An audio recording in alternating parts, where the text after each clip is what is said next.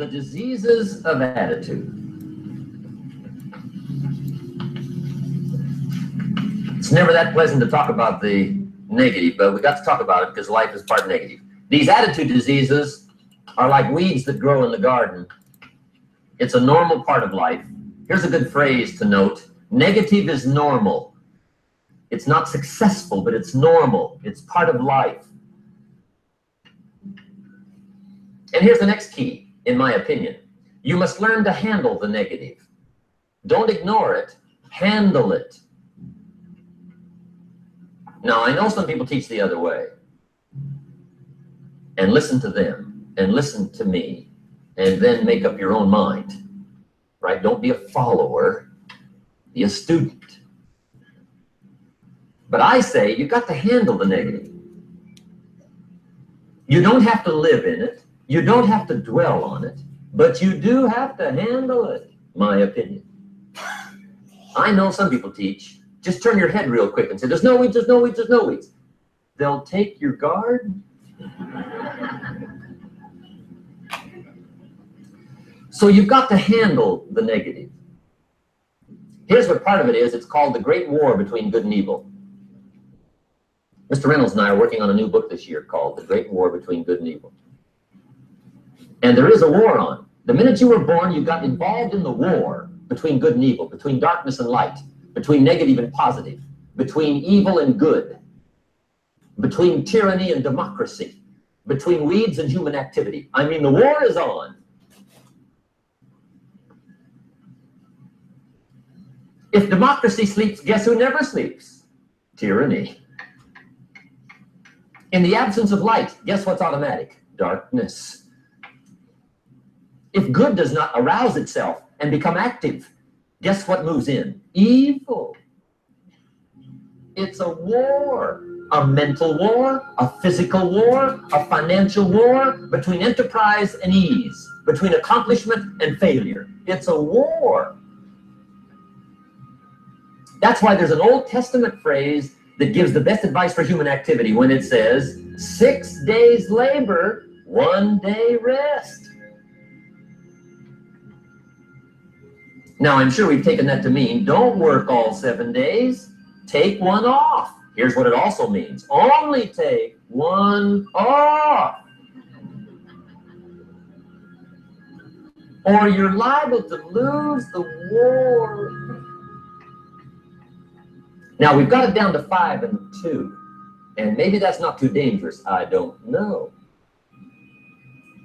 If God would have thought of 5 and 2, he might have made it 5 and 2, I don't know, you can't think of everything.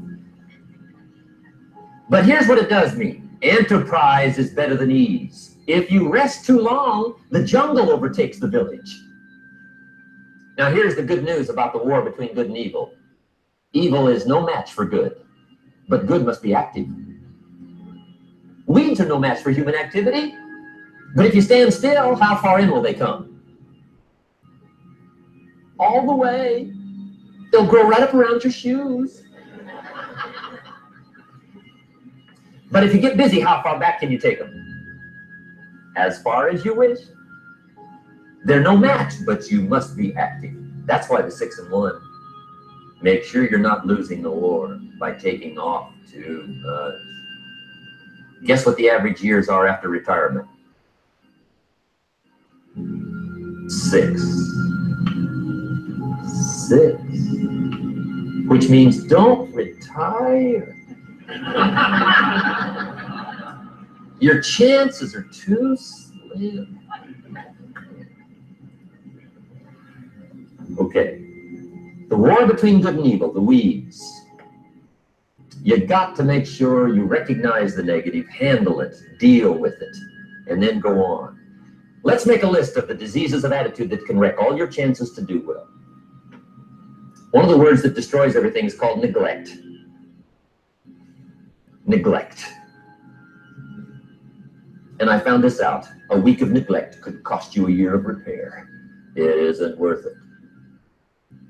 So what to be on the lookout for? Here's the list. If you were making it, you'd have the same list I've got. Right? We're not covering anything new tonight. This is a reminding session, not a teaching session. But it doesn't hurt to go over it again. Here's the list. Attitude diseases. Number one is indifference. The shrug of the shoulder. The guy's not even concerned. He's just drifting. This is called the mild approach to life. A disease known as mildness.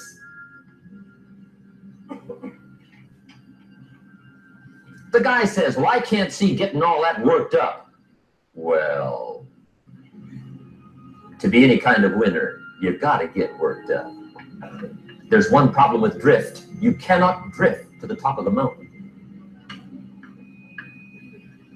And the good Lord said in the closing chapters of the Bible, here's the best way to live, one way or the other. That's best. Hot, or what's next best? Cold is next best to hot. Not the half-baked middle, lukewarm, not too hot, not too cold. What a sad way to live. I think what it means is pick a direction and go with everything you got. Just pick one and go. Somebody says, yeah, but what if it's the wrong direction? You'll find out quicker. It won't take you 25 years to wake up and say, oh no, I've been walking the wrong road. I told my staff the other day, next best to prosperity is adversity. If one doesn't get you, pray for the other. We all do better from one of two reasons, inspiration or desperation. And I don't wish anything bad on you tonight, but if you're not inspired, I hope a wagon comes down your rut.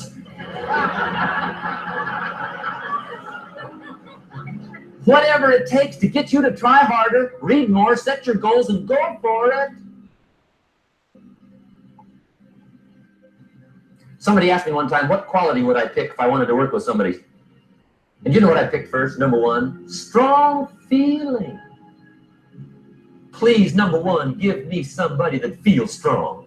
About most anything, I don't even care. Just so they believe it. Even if they disagree with me. Wonderful. Just so they disagree vigorously. I'm not saying it's easy to win those kind of people to your point of view, but I'd rather do that than to try to resurrect people from the dead. Pump them up every month. Pump them up. Pump them up. I pass. The good Lord needs a leader for the early Christians. Remember the early days of the Christians? Not like today. If you were to stand up in the early days and say, I'm a Christian, cut off your head, toss you and your wife in jail, let you rot. I mean, those were ugly days. Being a Christian back then was not called socially acceptable.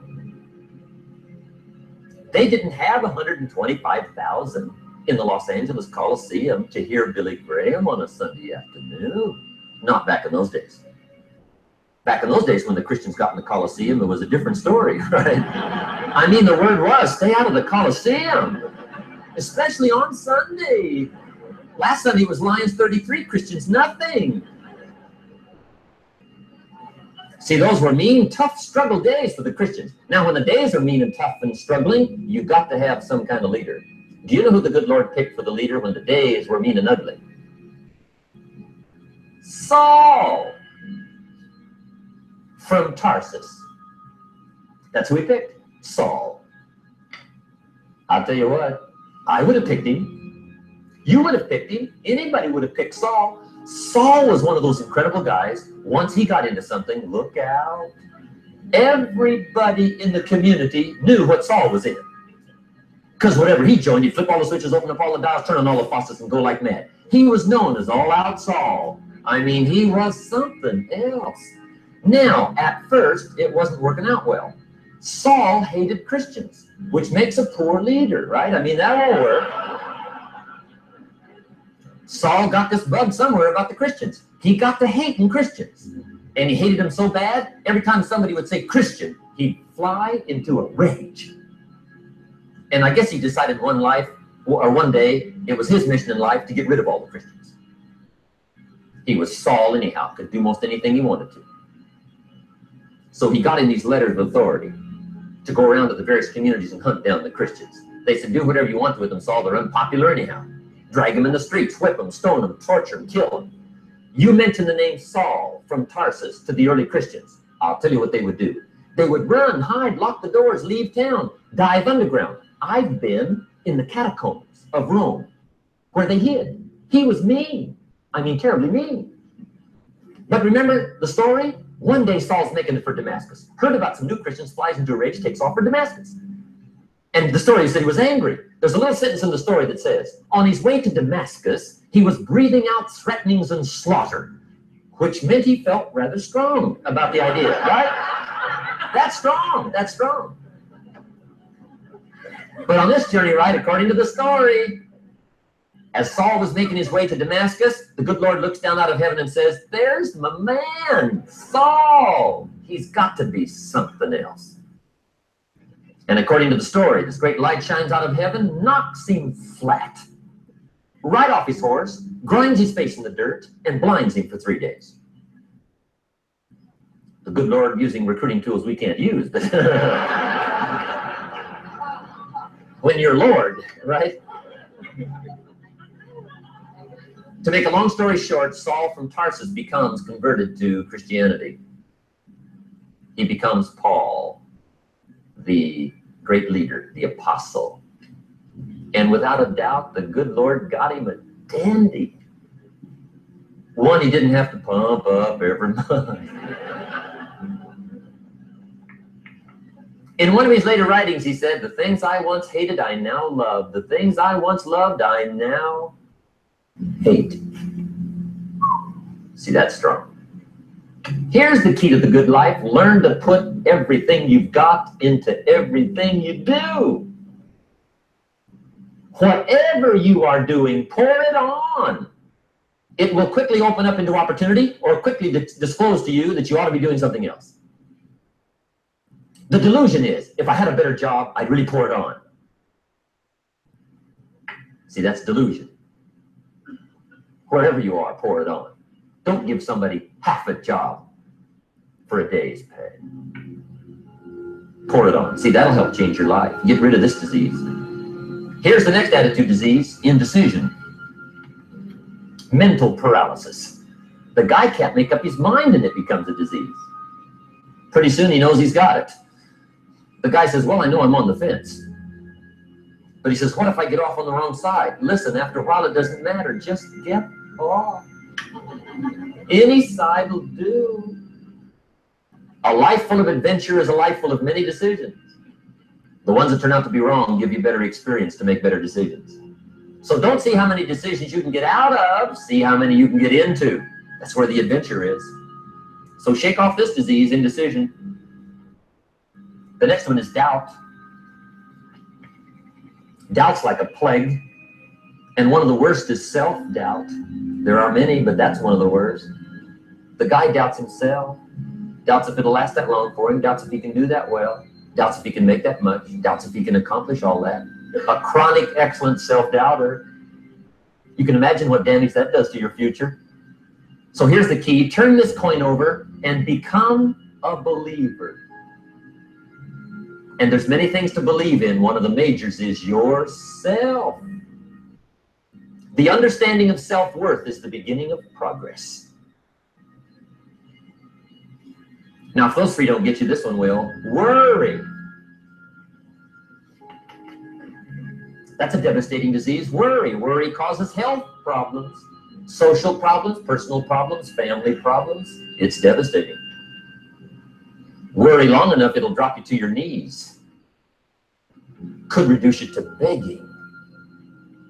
I know how bad this one is. I used to have it bad. I used to be known as a super worrier. Not a super warrior. No, super warrior. My family wished I'd have been a warrior. I got those years to make up for. But I tell you what, my advice to you is do what I finally did on worry. Give it up. Who needs it? I'm not saying it's easy. I'm saying it's worth it. It took me almost 1 year to kick the worry habit, and it was not an easy year. It was one of the toughest years I ever spent, but I finally got that monkey off my back. And I discovered you could live the most incredible life free of worry. Not free of challenge, not free of difficulty, free of worry. I learned how to do it, and you can. Here's the next attitude disease. Over caution. Some people never will have much. They're too cautious. Now, you can also be too reckless, but you can also be too cautious. This is called the timid approach to life. And my caution was always the risk. Risk used to drive me right up the wall. I used to say, what if this happens? It's called the language of the poor. What if this happens? And on top of that, if this was to happen, look at the fix I'd be in. I better not try. I could always ace myself out. Then I'll tell you what changed my whole life when I finally discovered it's all risky. The minute you were born, it got risky. If you think trying is risky, wait till they hand you the bill for not trying. If you think investing is risky, wait till you get the tab for not investing. See, it's all risky. Getting married is risky. Having children is risky. Going into business is risky. Investing your money is risky. It's all risky. I'll tell you how risky life is. You're not going to get out alive. That's risky. The Englishman says, well, if that's the way it's going to work out, let's give it a go. Right, that's what it's for. Give it a go. Somebody says, yeah, but I'm looking for safety and security. Fine, then huddle in a corner. We'll cover you with a sheet, bring you 3 meals a day. And we'll protect you, feed you, look after you, care for you. We won't let anything happen to you. And you'll probably live to be 100. The guy said, well, yeah, I'd live to be 100. But what a way to live. Right. What a way to live, safe and secure. Don't ask for security. Ask for adventure. Better to live 30 years full of adventure than 100 years safe in the corner. And see, it's not important how long you live. What's important is how you live. Here's the next attitude disease. We're almost through with this motley list. In fact, we're almost through. Hang on. The next one is pessimism. Pessimism, the deadly disease of always looking on the bad side, the problem side, the difficult side, checking all the reasons why it can't be done. The poor pessimist leads an ugly life. He doesn't try to figure out what's right. He tries to figure out what's wrong. He doesn't look for virtue. He looks for faults. And when he finds them, he's delighted. How ugly. This is the poor guy who looks through the window, doesn't see the sunset. He sees the specks on the window.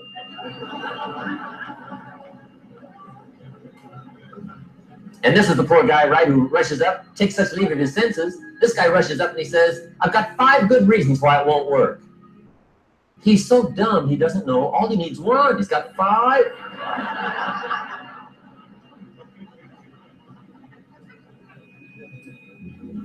To the pessimist, the glass is always half empty. To the optimist, the glass is half full.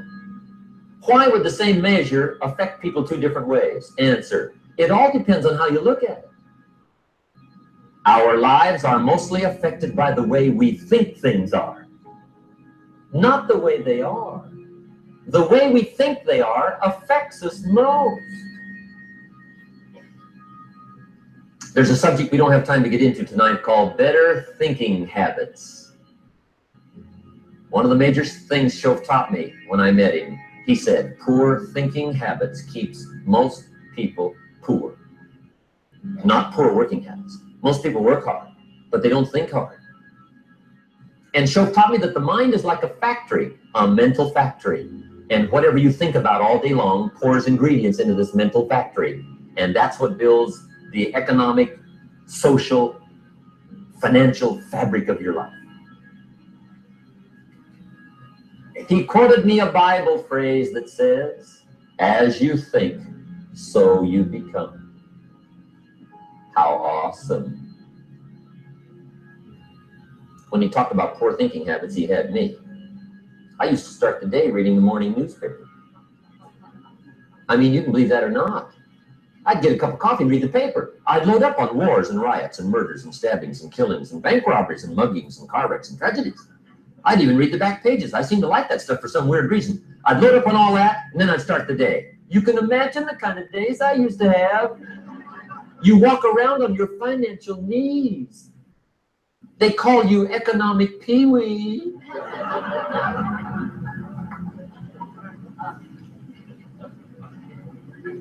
The guy says, I want to be a great leader. Wonderful. The first thing we do is follow him to his house. When we get there, we walk in and check his library, number one. Somebody says, well, why check his library? The reason is because what a man reads pours massive ingredients into his mental factory, and the fabric of his life is built from those ingredients. You would not believe what some people have got in their house to read. You would not believe. One of the best dressed up words I know for a lot of it is trash. Can you imagine dumping a barrel of trash into this mental factory every day and coming out with a rich, dynamic, positive life? It can be done. You might as well try making a cake with cement. The kids back in Danbury, Connecticut, high school, they're asking me questions one day. I'm talking to the kids. Kids got good questions these days. One of them said to me, Mr. Rohn, how do you build the good life? I said, it's simple. It's not easy, but it's simple. Here's how you build anything. Select the right ingredients, keep out the wrong ingredients, and it starts with thought. Everything starts with thought. So you must be wise and careful what you think about, because that starts everything. You got to be wise and careful. I asked the kids, what would happen if somebody dropped sugar in my coffee? They said, will you be okay? I said, what if somebody dropped strychnine in my coffee? They said, well, you'd be dead. I said, correct. Lesson one, life is both sugar and strychnine. You gotta be careful. I said, what if my worst enemy drops in the sugar? They said, will you be okay? I said, what if my best friend, even by accident, drops in the strychnine? They said, well, you'd be dead. I said, correct. Lesson two, watch your coffee.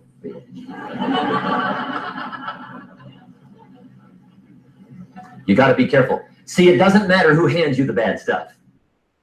It doesn't matter where you get the bad stuff. It'll still do its damage on your bank account, wherever you get it. Mr. Shoaff gave me one of the greatest phrases when I first met him, when he said, Jim, every day stand guard at the door of your mind. How important. Stand guard at the door of your mind. And you decide what goes into your mental factory. Don't let anybody just dump anything they want to in your mental factory, because you've got to live with the results. Okay, here's the last disease, and we're through with this list. In fact, we're almost through. Hang on. The last subject is very brief. The last disease, but this one is deadly. Engage in this one, indulge in it even slightly, and you might as well forget the future, because it's going to forget you. Complaining, crying, whining, griping, a Bible word called murmuring. See, that'll ace your future. Spend 5 minutes complaining, and you have wasted 5. And you may have begun what's known as economic cancer of the bone. Surely they will soon haul you off into a financial desert and there let you choke on the dust of your own regret. I hope I said that well, so you won't forget. It's a deadly disease. If you don't think it's bad, ask the children of Israel of Old Testament fame. Typical of us all, their story just happened to get in the book. Story says, children of Israel were slaves. God performed a series of dazzling miracles and got them out. And now they're heading for the promised land. Remember the story? Heading for the promised land. Tragedy of the story, they never got there. Reason. From day one, they started to complain. They griped about the water. They griped about the weather. They whined and cried and griped about the food. They griped about the leadership. They whined and cried because it was too far, too cold, too hot, too difficult, too miserable. I mean, they whined and cried for years. Finally, God said, I've had it, trip canceled. Or something like that. The story says they died in the desert, never got to the promised land. Which I think means two things. Indulge in this long enough, you get your future canceled. And I guess it also means even God himself can only take so much.